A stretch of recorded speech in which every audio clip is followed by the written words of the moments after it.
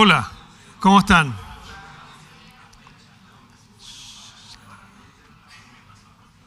Ya.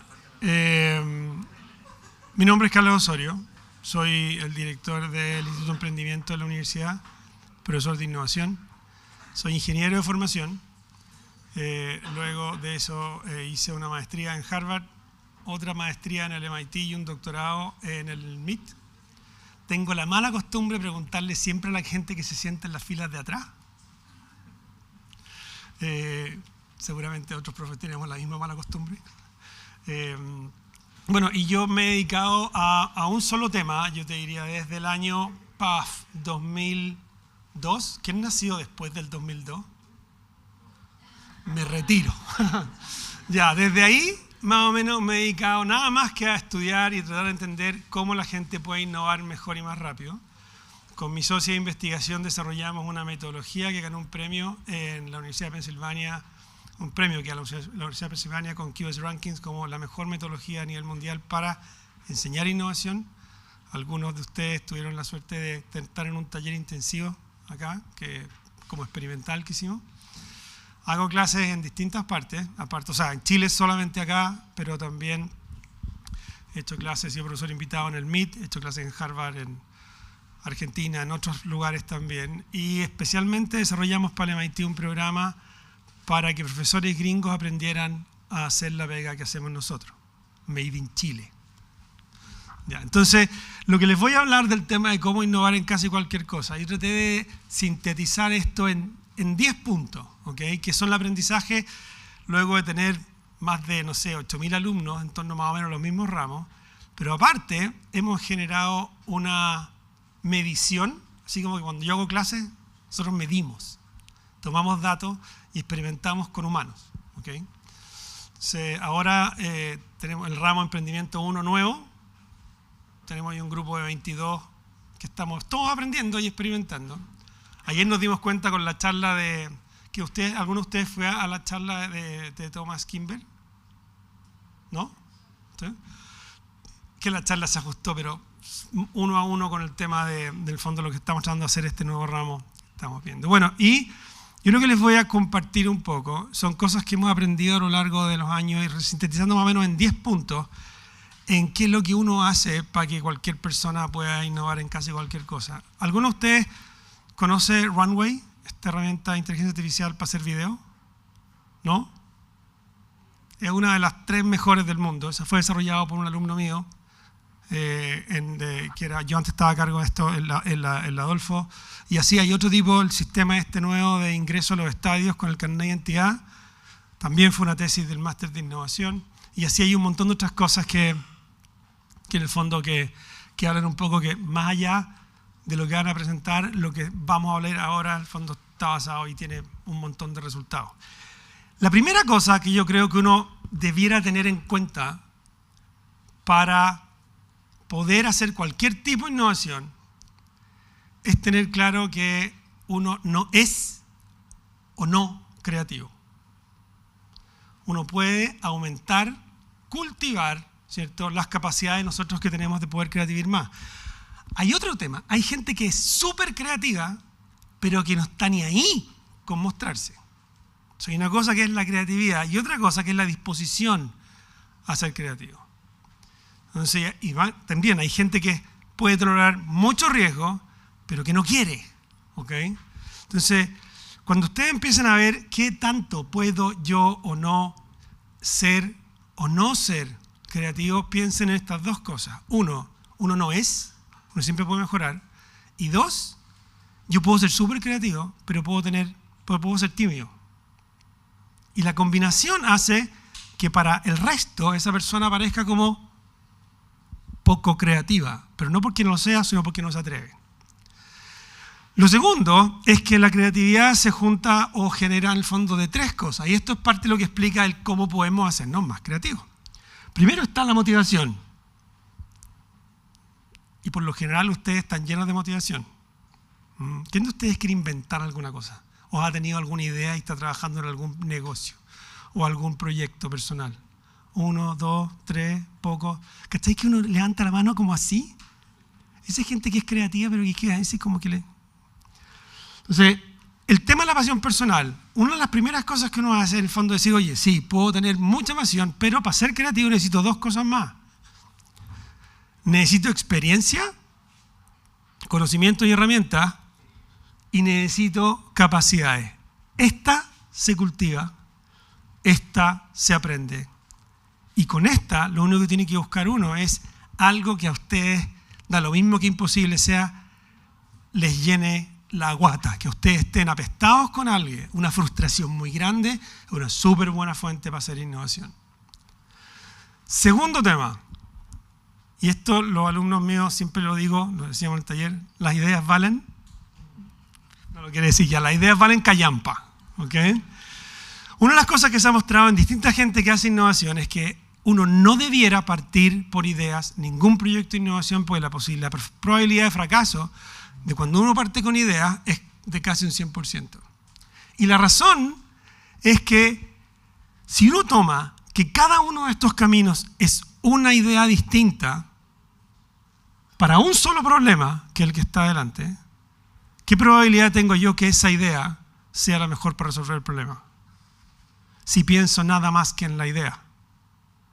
Es casi cero. Pero si yo llego, y lo vamos a ver más adelante, y empiezo a ver, oye, si tengo un problema que vale la pena resolver y para este problema genero múltiples ideas, la probabilidad de generar algo que tiene éxito es mucho mayor. O sea, acá lo que uno tiene o que uno ve es que efectivamente las ideas están hechas para llegar y votarse, no necesariamente para seguirse. Ahora, ¿qué probabilidad de fracaso tiene una innovación, según lo que ustedes saben? Alta, ¿no es cierto? ¿Cuánto es alta? 80, 90%. Efectivamente, sentido común nos dice eso. Pero cuando uno empieza a estudiar empresas que realmente hacen innovación así, pero todos los días, uno se empieza a dar cuenta que hay empresas que son de las más innovadoras del mundo que tienen una tasa de fracaso de un 30%, no de un 90%. ¿Y qué explica eso? Que aproximadamente un 65% del fracaso en innovación no es porque sea riesgoso, es porque la gente hace mal la pega. Es porque uno no sabe hacerlo bien.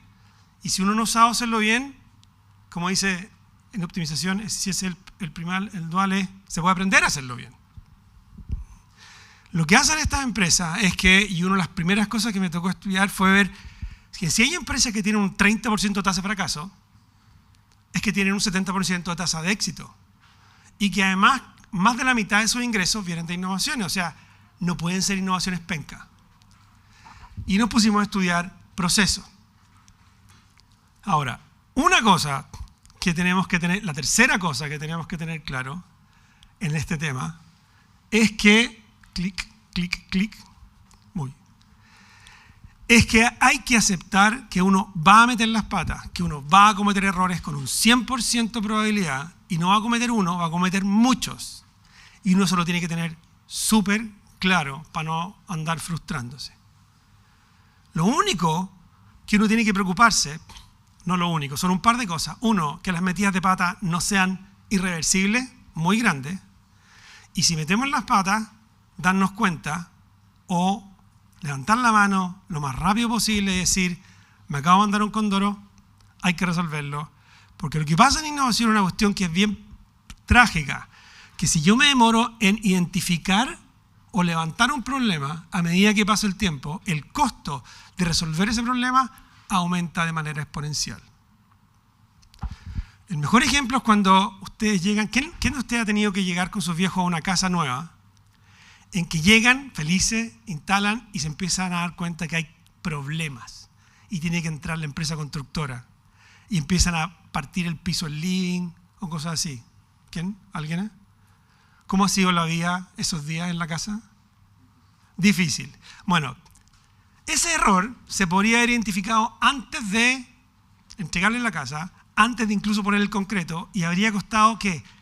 500 pesos, 2 lucas arreglarlo. Pero como ya pusieron el cemento, pusieron el parqué, pusieron todas las cosas, por lo general sale un par de millones. Eso mismo pasa en innovación. ¿Ok? Entonces uno tiene que tener claro que va a cometer errores. Y para eso tiene que ser además, tener claro que si uno no los para a tiempo, esto es un efecto dominó. Miren, les voy a dar datos de proyectos de innovación para que uno más o menos cache el impacto que tienen los errores que uno no identifica a tiempo. Casi 4 de cada 5 proyectos terminan en fracaso o en bajo expectativa. Nada más que un 15% cumplen con el presupuesto. 1 de cada 5 se pasa en el presupuesto más de 2 veces, o sea, 200%. Más o menos lo mismo, 1 de cada 2 se pasa en los plazos más de un 100%. O sea, la cosa iba a durar 1 año, duró 2. Iba a durar 2, duró 4. ¿Okay? Proyectos que implementan todo, 7%. Y la mayor parte de las cosas, proyectos que implementan entre 1/4 y 2, la mitad. La mayor parte de esto es porque cuando la gente comete errores, o se queda piola, o no se da cuenta, y se dan cuenta demasiado tarde. Entonces, una de las cosas que uno tiene que preocuparse en un proyecto para poder innovar en lo que sea es identificar los errores lo más temprano posible para poder identificar en el fondo y parar sus efectos y darse cuenta además de lo siguiente, que todos tenemos miedo a meter las patas, pero el miedo al fracaso, fíjense, de todos los miedos yo creo que es uno de los peores, porque pasa lo siguiente: se han hecho estudios, especialmente en Chile, que muestran que en nuestro país la gente le tiene más miedo a ser retado en público que a ser despedido en privado. Y como le tiene más miedo a que los reten en público y a pasar vergüenza, lo que pasa es que la gente esconde cuando mete las patas. El miedo al fracaso de innovación, hay 2 impactos que puede tener. El miedo a generar una pérdida de valor, pucha, nos echamos la mitad del presupuesto, o la pérdida a que te apunten con el dedo y te digan que eres un penca. Y en Chile, por lo general, la gente le tiene mucho más miedo a esto que en el fondo que a destruir valor. Y eso es un problema. Entonces, una cosa para ustedes es, dijo, nos vamos a equivocar. Todos nos vamos a equivocar en un proyecto. Eso está, al fondo, es imposible no equivocarse. Entonces, no tenemos que tratar los errores como algo, en el fondo, del que valga la pena, de que valga, en el fondo, llegar y apuntar con el dedo. Ahora hay una serie de temas que en innovación, mandarse un condoro, ¿cierto?, fracasar y cometer una falla son cosas súper distintas. Entonces, miren, aquí tenemos distintos tipos de, lo que uno diría, errores y fallas. Todos los que están acá arriba son cosas que se pueden prever en operaciones que son predecibles. Que alguien le dé una instrucción y haga otra cosa. Nosotros como profesores, o sea, lo vemos todos los días. Y no crean que es una cuestión de ustedes. Ayer tuve clases con el MBA, peludos y hediondos los tipos, les decimos que hagan una cosa, hacen otra y después se quejan porque tienen que volver a hacer la vez. Que alguien repita un error, que alguien en el fondo llegue y por estar volando meta las patas. Todos estos errores que están acá son cosas que uno debiera evitar en un proyecto. Hay ciertos tipos de errores, cuando el proyecto es muy difícil, tiene muchas partes o muy complejo, que van a existir sí o sí y uno tiene que aprender a vivir con ellos porque no hay manera de predecirlos o no hay manera de, en el fondo, evitarlos. Uno tiene que aprender de estos errores que son inevitables, tiene que aprender a recuperarse rápido, punto. Y los que están abajo son lo que llamamos las fallas. Las fallas es cualquier resultado que nosotros tenemos de hacer un experimento o testear una hipótesis. Y de esos tenemos que tener la mayor cantidad posible. La mayor parte de la gente en las empresas no distingue unos de otros y todos los trata como metiste las patas. Parte de la pega que uno está haciendo es ser capaces de que también en la empresa sean capaces de diferenciar qué es una falla de un error. Porque eso, además del fondo del tema de culpa o no, nos genera distintos tipos de posibilidades de aprender para poder descubrir qué es lo mejor que podemos hacer para un proyecto. Ahora, como sabemos que vamos a meter las patas, no una, sino que muchas veces, el cuarto punto que aquí tenemos que tener es, tenemos que aprender a planificar, no para el desarrollo, tenemos que aprender a planificar para el riesgo, la incertidumbre y la ambigüedad. ¿Qué quiere decir esto? Tenemos que aprender a planificar ¿cómo nos vamos a levantar cuando nos mandemos o alguien se mande un condoro? Hay que ser aquí duro con el problema y suave con las personas. ¿Okay? Tenemos que hacer un brainstorming primero de qué es lo que podría llegar a salir mal en el proyecto. ¿Con qué cosas nos vamos a encontrar que pueden ser inesperadas en el proyecto? El equipo que ustedes vayan a formar, vamos a hablar un poco más de esto en un momento, para entender un problema, tiene que estar formado más que en términos de quién tiene las herramientas para resolverlo, en quién tiene las herramientas para entenderlo al principio.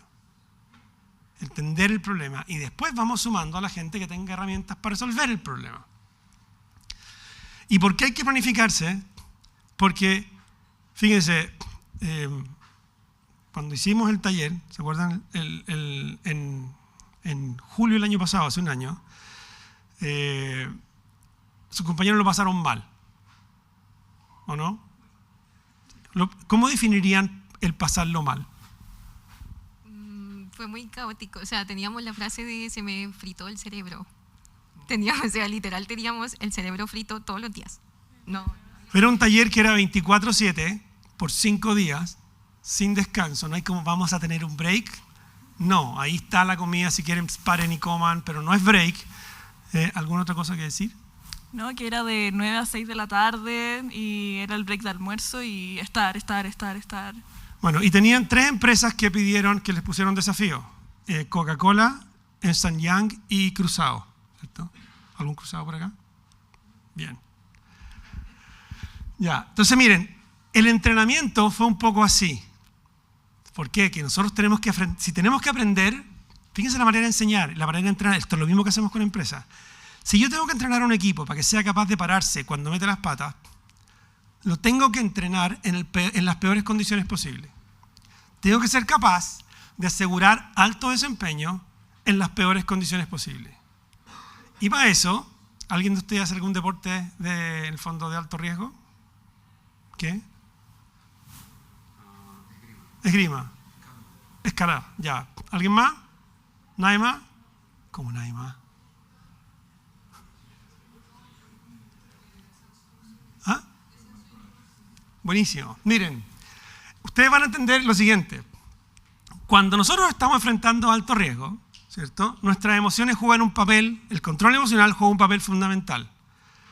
Si nos asustamos, podemos meter las patas al punto en el fondo de sonar. Y en innovación pasa lo mismo. Una de las cosas que hemos identificado es que cuando la gente se enfrenta a un problema y reacciona mal, de un punto de vista emocional, todo lo que sabe que fue entrenado en clases no sirve. La gente se pone tiesa, empieza a tiritar y no sabe a veces qué hacer, aun cuando tenga las herramientas.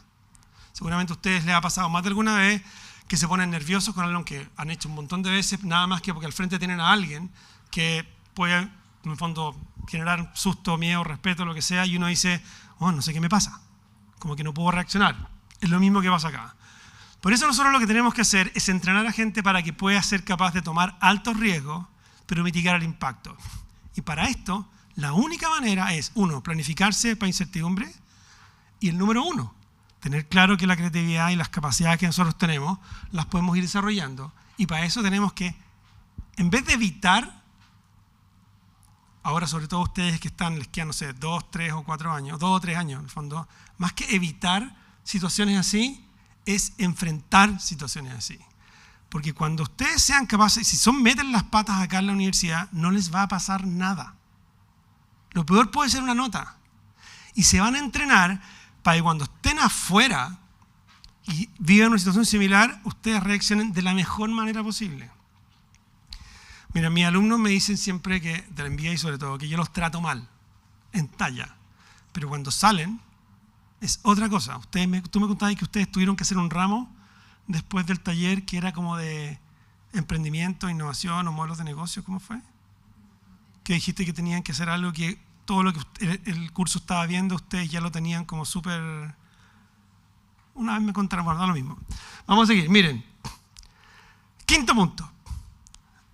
El primer paso para poder empezar cualquier proyecto de innovación, como decía, ¿se acuerdan que las ideas valen callampa? Ya. Es identificar dolores que vale la pena resolver. Y no mirarlos desde el punto de vista de qué es posible o probable es resolverlo. Cuanto más imposible se vea, mejor. ¿Y por qué?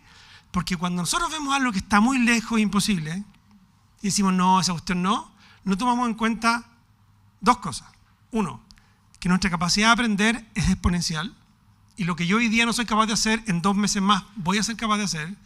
Y dos, que tampoco considero el tema de que mi capacidad creativa se va desarrollando a la medida que yo voy avanzando y experimentando, que la capacidad de tomar riesgos también se va desarrollando en la medida que ustedes van tomando más riesgos. Entonces, si ustedes descubren o tienen algún dolor que ustedes dicen, esta cuestión, ¿sabes qué? Alguien la tiene que resolver. En vez de alguien digan, ¿sabes qué? Lo ponemos como pregunta, buscamos qué problema, qué necesidad, qué tendencia, qué cosa distinta, al fondo, hay acá que ustedes creen que se tiene que resolver. Y lo que hacen es empezar a pensar en cómo hacerlo. Por ejemplo, Notco parte no con la idea de vamos a utilizar la inteligencia artificial parten con un problema que es los alimentos que están basados en productos animales contaminan. ¿Qué podemos hacer para cambiar eso? Y lo que uno ve es que cualquier cosa o problema que ustedes vean es pasarlo al fondo a un modo que es ¿cómo podemos? ¿Cómo podemos ofrecer viviendas en zonas urbanas que sean baratas, en zonas urbanas de rápido crecimiento que sean baratas, garantizando la seguridad habitacional de la gente? Esto es lo que hizo la gente Elemental. Y la discusión, este es un detalle, la discusión primera en torno al tema se dio en mi departamento cuando estaba estudiando en Harvard. Nosotros teníamos así como que nos juntaban con compañeros y en un momento fue Claudio Rego, que en ese momento era ministro de Vivienda, y Claudio Rego llega, estaba Pablo Alar, que es el decano de Arquitectura, Andrés Jacobelli, Alejandro Aravena, y Claudio empieza a hablar de lo buena que es la política de vivienda en Chile, y Alejandro dice, lo bueno que es la arquitectura en Chile, y Alejandro dice, y si la arquitectura chilena es tan buena, ¿por qué la vivienda social es tan mala? Y parten así. O cómo aliviar la carga económica de personas que viven con enfermedades crónicas en Chile. ¿Cómo? Siempre es cómo. 6. Aprender de las personas. Lo primero que uno hace cuando tiene un proyecto es meterse a Google, ahora ChatGPT, etcétera, etcétera, etcétera. Porque la respuesta es rápida. Pero esa respuesta que es rápida es la que todos tienen. Y como es la que todos tienen, no les va a permitir a ustedes generar algo nuevo. Porque lo que les permite generar algo nuevo es tener información que nadie más tiene. Y esa información solo se obtiene conversando y visitando a las personas que viven el problema.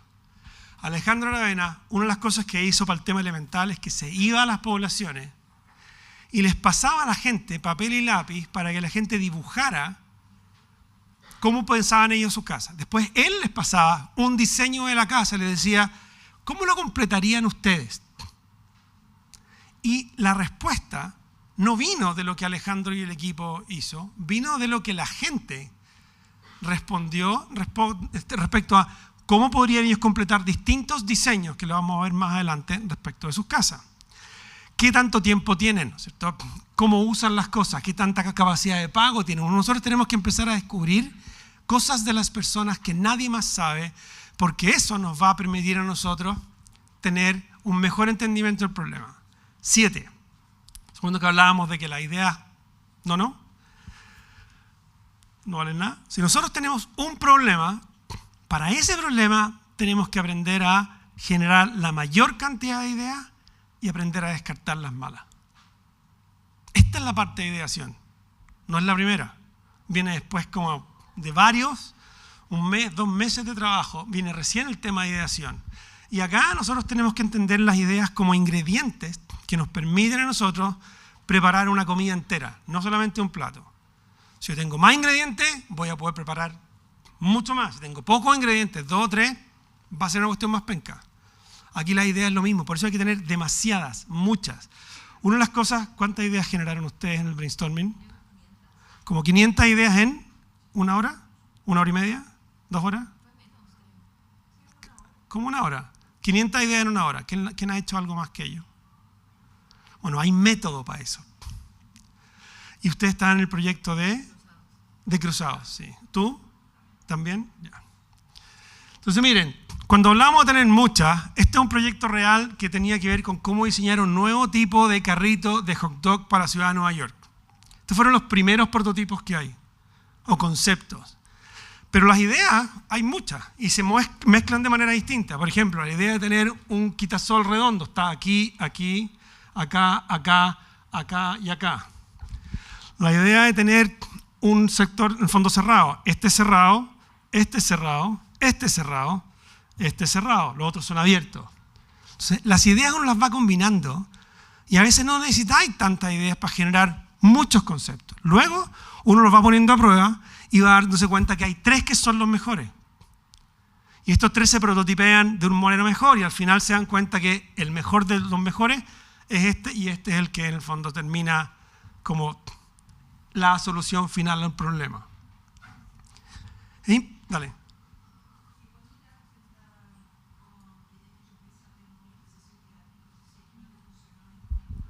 Es que vamos para allá. Justamente no estaba preparado, pero va aquí. Miren, en un proceso de innovación, la variabilidad que uno puede esperar y cambios al principio es brutal.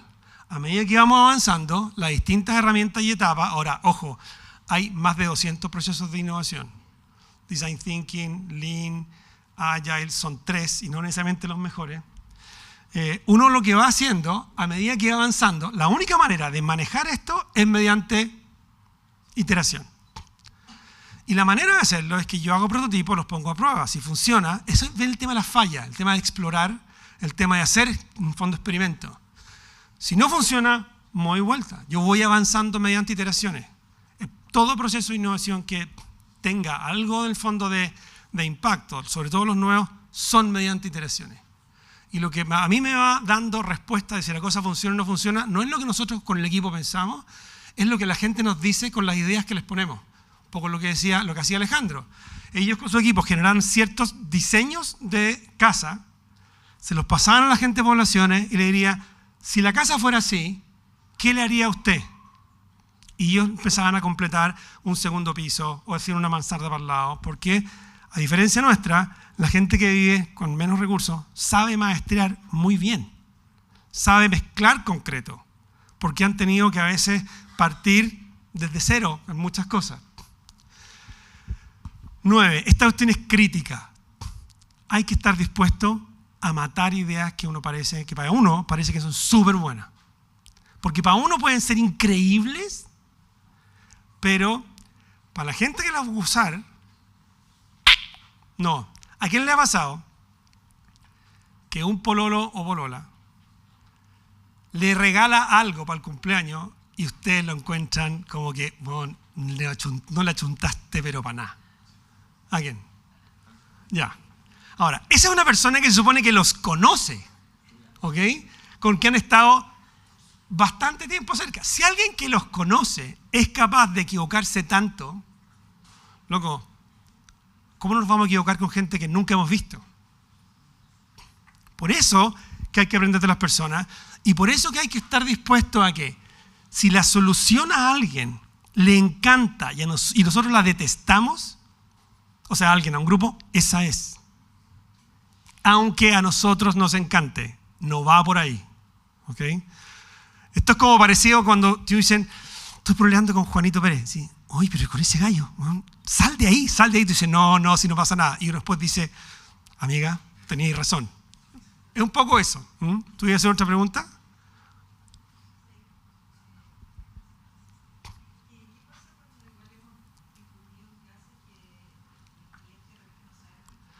Ya, mira. Sí, el cliente no sabe lo que quiere por lo siguiente. Si ustedes ponen a distintas personas con distinto vocabulario, la persona que tiene más vocabulario va a ser capaz de describir la cosa súper bien. Esa es una cosa. La gente con menos no va a ser capaz de describirlo y va a parecer como que no lo quiere. 1. 2. Vamos a hacer un ejercicio contigo, para que veamos una cosa. Si yo quiero generar el mejor perfume, ¿ya? ¿Cuál es tu perfume favorito? Que sean dulces, como a vainilla, a Scandal. Ya. ¿Por qué ese? Porque es dulce pero no lo suficientemente hostigante. Ya, ahora una pregunta. ¿Cuántos perfumes dulces pero no lo suficientemente hostigantes puede haber? Entonces, uno a veces no es que no sepa lo que quiere, es que cuando la información no es tan explícita, es imposible comunicarla. ¿Cómo uno le comunica a alguien, quiero un perfume dulce, pero ¿cómo era? Pero que no sea muy fuerte? Hasta ahí que puede haber 1000 respuestas. Entonces, por eso, la única manera de hacerlo es con prototipos. Uno muestra algo y obtiene una respuesta. No, esto no es. Más dulce. No, te pasaste. Menos dulce. Y uno ahí va encontrando, dicen, ese es. Pero la única manera es prueba. Por eso uno no le pregunta. Uno muestra. ¿Ok? Y lo que nos permite a nosotros, la experimentación, es que llegamos a un momento y nos damos cuenta que no es por ahí y tomamos otro camino. Y se acabó. Y esta es la última. Formar equipos diversos y complementarios. Miren, yo este consejo lo he dado más de una vez y es, si van a partir un negocio, no lo partan con los mejores amigos. ¿Quién se manda? Ustedes ya son súper amigos y están partiendo un negocio. Pero, seguro que lo habíamos hablado en un momento. Pero, ¿por qué? Ha habido alumnos acá, un alumno, Martín, me acuerdo que salió el año pasado y tiene un proyecto increíble. El tipo perdió a su mejor amigo en el proyecto. Por lo general hay una cuestión sociológica. Cuando nosotros nos juntamos con los mejores amigos, ¿no? Hay un clic. ¿Alguien ha escuchado hablar de las neuronas de espejo? Ya. Bueno, ese clic hace como que uno se reconozca, ¿ok? Entre gente que es parecida. Pero para un proyecto de innovación no nos sirve la gente parecida. Necesitamos gente que nos complemente, no otro mini-mí o otro yo acá.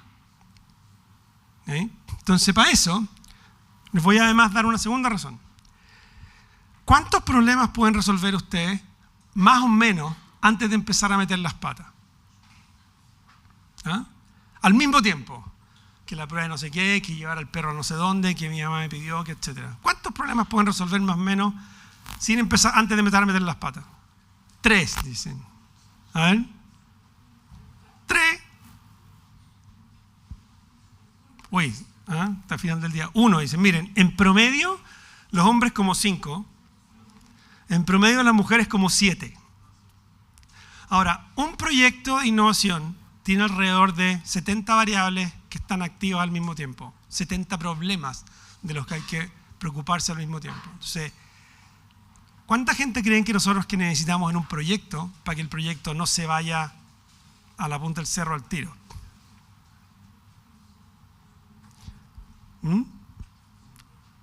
¿Cuánto? 10 mujeres dicen no. Miren, igual que el fútbol. ¿Por qué en el fútbol, después de la tercera tarjeta roja, ya no hay partido? A la cuarta ya como que perdiste. ¿Por qué? ¿Por qué qué? No, en el fútbol. Porque no podéis cubrir la cancha. Tenéis 8, 7 contra 11. Hay un mínimo que te permite a ti jugar el juego. En innovación el mínimo óptimo es 8. Cuando uno parte un proyecto. Y así el borde son 6. ¿Y por qué? 1, porque necesitamos manos. Porque además necesitamos diversidad. Miren, ¿qué es lo que ustedes ven acá? Ya, ¿qué porcentaje del área de la estrella está dibujado ahí? Como un 10 o 15%. Pero ¿cómo vemos una estrella? Hay gente que no ve otra estrella, hay gente que ve Pac-Mans, hay gente que ve otras cosas. Entonces, ¿por qué tenemos que ser diversos? Primero, porque cada uno, en términos de capacidades técnicas, de experiencia, de manera de ver el mundo, va a ver cosas distintas. Y nosotros lo que tenemos que hacer es, con todas esas cosas distintas, generar una visión común. Cuando no somos capaces de hacer eso, nos vamos a la punta del cerro como proyecto. Entonces, uno puede innovar cuando digo casi cualquier cosa, es porque si yo soy ingeniero y no me voy a poner a hacer una innovación en medicina, aunque un compañero curso de Harvard, economista, que hizo un máster en políticas públicas, se puso a trabajar en Janssen Labs y desarrolló una cura contra un cáncer de niño. Igual se puede, porque uno puede aprender cosas que antes no sabía y aprende rápido. Ahora, el resumen, y para terminar, ¿cómo? Uno, hay que aumentar nuestra confianza y capacidad creativa. Lo podemos hacer, se puede hacer, y aquí ustedes tienen más que 1 o 2 ramos para poder hacerlo en la universidad. 2, nunca empezar por ideas, empezar por problemas, ¿cierto? Ese es el que está el número 5, descubrir dolores que vale la pena resolver. Aceptar que vamos a cometer errores, y muchos errores. Y como vamos a cometer errores, y además hay riesgo, el 4, planificar y prepararse para un ambiente de alto riesgo, ambigüedad e incertidumbre. Además, para poder bajar eso, aprender de las personas. No preguntándoles, observándoles, yendo a ver cómo hacen las cosas. ¿Okay? Para eso, una vez que tengamos claro, generar la mayor cantidad posible de ideas de resolver ese problema, eliminar las malas mediante falla. Hay que aprender a fallar lo más rápido, seguido, barato y temprano posible, sin dar espacio a la incompetencia. ¿Qué quiere decir eso? Evitando cometer errores, evitando repetir errores. ¿Está dispuesto a matar las buenas ideas cuando la gente nos dice esto es lo que yo quiero y ustedes dicen no tenéis idea de lo que queréis? Ahí hay que ser un poco más humilde y decir partamos por eso y veamos si de ahí vamos mutando a otras cosas. Y por último, formar equipos diversos y complementarios. Ustedes son súper buenos amigos, pero no son iguales o idénticos en manera de pensar o en que estudiaron y saben las mismas herramientas. Fantástico. Pero si son idénticos, mejor que no. Una vez la Adolfo a mí me tocó, venían 2 tipos que habían sido compañeros de universidad, habían hecho un MBA juntos y habían trabajado juntos desde que salieron. Yo necesitaba, para el máster general, tener gente diversa. Les dije, no puedo aceptar a los 2 este año. Uno ahora, uno el próximo año. Decían ustedes quién. Entonces uno dijo ya, yo este año, el otro entró el próximo año. Eso. No sé si tienen alguna pregunta, comentario, reflexión o... Profe. No, yo soy alumno, pero no creo así. No, sí. Eso es un primer elemento de innovación, digamos. Claro. De hecho, una de las razones que yo me metí a Data Business es porque nosotros tenemos un emprendimiento de generar un proceso de linkeado, en palabras muy vulgares, linkeado de oportunidades de negocio entre profesionales de distintas carreras. Es decir, es una plataforma de comunicación. Entonces, nos dimos cuenta que nos quedó muy grande el tema de datos. Nos quedamos muy grande el tema de datos y tratamos de ser, innovar y tratar de ser nosotros nuestro propio, nosotros estudiantes con libros, y no se podía. Por lo tanto, mi pregunta va a lo siguiente: ¿uno puede darse la oportunidad de volver a empezar un proceso de innovación? ¿Cuáles son los efectos que hay detrás de ese proceso de innovación? De ese nuevo proceso de innovación, porque si uno de repente cae y se da cuenta que entonces, lo que vamos mal. Ya, mira, si tú te diste cuenta que empezaste un proyecto utilizando una mala herramienta, podéis volver a empezar, pero tenéis que hacerte cargo de los costos hundidos que eso significa. ¿Ya? Ahora, hay un momento, y esto lo pueden estudiar después, seguramente lo van a estudiar la gente que, o sea, podemos si no conversarlo, pero hay un momento después en un proceso de desarrollo del cual no vale la pena volver a empezar. O sea, no podéis modificar el proyecto, hay que matarlo y volver de cero.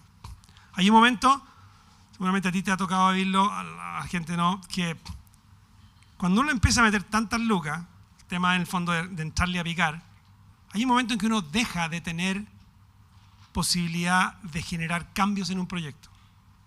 En ese momento hay que matarlo y volver a empezar. Si uno está en las etapas principales, en el fondo iniciales, uno puede seguir cambiando el proceso, pero sin volver a empezar. Entonces, dependiendo de la etapa en que tú estés, uno va a poder, en el fondo, tener que botarlo todo y volver de cero, o tomar lo aprendido, decir ya por acá no es, y sin generar mucha pérdida, meterse con otro tipo de proceso. No, sí, te lo digo porque cuando estás escuchando algunas cosas, no es que voy a echar a mis socios, no, digamos.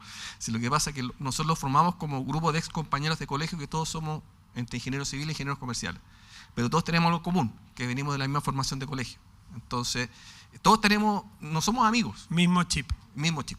Entonces, Claro. que quizás en ese minuto nos dimos cuenta. Entonces, pero, o sea, a lo que voy es que o sea, existe la Mire, posibilidad. hay un tema, y seguramente a ustedes les puede pasar y a alguien más. Si ustedes son 2 o 3 que tienen características similares, tengan claro que van a tener que complementarse con unos 5 más. Esos 5 más no pueden ser del club.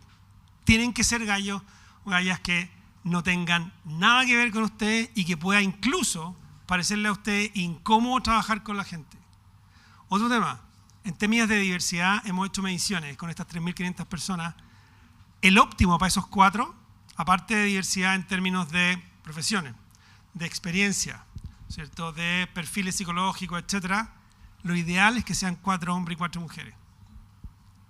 Hombres o equipos que tienen una diversidad, una disparidad de más de 3, 5, por lo general tienen un peor desempeño que los equipos que tienen una mayor equilibrio. ¿Y por qué? Porque los hombres y las mujeres vemos el mundo de manera, además de todo lo demás, de manera súper distinta. Tenemos capacidades muy distintas. Cuando hablamos de aprender de las personas, una mujer, siempre cuando uno sale del fondo a hacer trabajo de terreno, vamos mujer y hombre pareados, las mujeres son mucho mejores para lograr conectar con la gente y para poder identificar cosas que los hombres no ven, salvo que sea alguien muy sensible. Entonces, por eso el tema de la diversidad es tan importante. Pero si ustedes pueden ser 2 o 3 fundadores, el resto pueden ser los primeros empleados, ustedes les dan stock option si ellos se quedan, por ejemplo, dicen, mira, si te quedáis 3 años trabajando con nosotros, igual que nosotros, así te damos, al partir del 3 años te damos un 5% de propiedad. Ustedes pueden decidir sí o no. Y la otra cosa que no está acá, en términos de emprendimiento, es que, ¿saben ustedes qué porcentaje de la propiedad de Amazon tiene Jeff Bezos, más o menos? No, es como un 10, entre un 10, un 9 y un 10. Todo el resto lo ha dado. Y lo ha dado porque en el fondo esta visión que nosotros tenemos en Chile, yo voy a quererme con el 50%, funciona para alguien que tiene problemas de control. Pero si ustedes están pensando en algo que los motive a llevarlo a la luna, van a tener que estar dispuestos, ¿cómo se llama?, a diluirse. Y eso yo doy porcentaje a cambio de compromiso y expertise. Doy porcentaje a cambio por compromiso, pero no antes de que hay 3 años conmigo y te damos el 5%. El fondo es, le metiste y pelamos el ajo juntos, ¿okay?, como equipo, y te transformáis en dueños junto con nosotros. Otra pregunta. A los alumnos primero, demos la preferencia a los alumnos primero. Exalumnos, ahí. Ni otra pregunta. Hacemos solo. Carlos Corta, ¿por qué el casi? Por lo que hablaba antes, por el fondo que, mira, este tipo, Samuel Ebutera, este amigo mío que es economista y que descubrió una cura contra un cáncer, es una excepción. Por la mayor parte, yo no podría, con toda la experiencia que tengo, no podría generar una cuestión, en un fondo una cura, una cuestión que es medicina. Ese es el casi. O alguien, por ejemplo, que es médico, pucha, quizás podría generar una innovación en algo que tiene que ver con rocket science, ¿cierto? Pero el por qué el casi tiene que ver con la cantidad de conocimiento que nosotros somos capaces de generar y de aprender. Creatividad tiene 3 cosas, ¿se acuerdan? Motivación, experiencia y conocimiento. Y lo que nos frena, para que no sea todo, es la capacidad que nosotros tenemos de meternos en un área disciplinaria que no tiene nada que ver con lo nuestro, pero nada que ver, porque eso requeriría a veces demasiados años. Por eso el casi. Cualquier cosa que usted necesite respecto a esto, edificio J, 3er piso, Carlos Osorio, ahí nos vemos. ¿Ya? Que estén súper bien. Nos vemos.